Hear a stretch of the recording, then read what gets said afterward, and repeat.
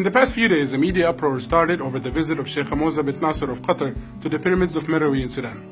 Egyptian media rushed to showcase their astonishment that another country could have pyramids. سمعنا إنه السودان فيها أهرامات. فأهرامات السودان جنب علبتين نستو كده. دي جبنا مثلثات. ومش أي حد يبقى عنده أهرامات، ده الأهرامات دي 7000 سنة. It's not much of their fault though, because this is the result of a massive misinformation campaign that has been going for decades to associate anything that has to do with pyramids or the pharaohs with modern-day Egypt. What these so-called journalists fail to admit though is that there are more of these cheese triangles in the small part of northern Sudan than there are in the whole of Egypt. 220 of them to be precise. You see, Meroe was the capital of the historic kingdom of Kush.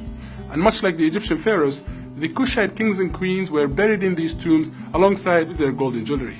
These pyramids, with some of them dating up to 4,600 years, are considered by many archaeologists to be even older than their Egyptian counterparts. But thanks to Sudanese neglect, combined with an Egyptian strive to conceal information about their existence, they were widely overlooked. Although it is frustrating for Egyptian media to try to demolish and obliterate all Sudanese history and culture, it's not unprecedented. Over and over again, Egyptian journalists have been falsely claiming that Sudan was occupied by Egypt. Some went even as far as to eradicate all Sudanese history by claiming that Sudan is an extension of the Egyptian state. الأراضي السودانية بالكامل كانت تبع مصر. أساساً ما فيش بلد اسمها السودان، ده السودان ده جزء من مصر. اسكت عشان السودان أساساً مصرية.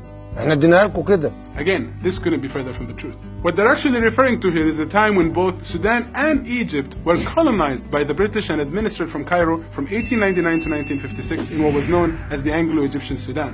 But historically, it was actually the Nubians of Sudan that conquered Egypt and ruled as the pharaohs of the 25th dynasty for a whole century.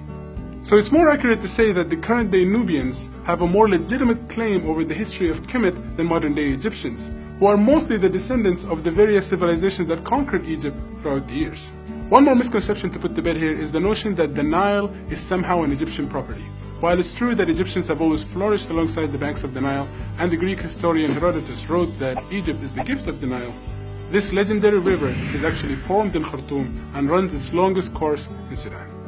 Sudan is a rich country, both geographically and historically, and any attempt to deny that will only portray your ignorance, Mr. Journalist.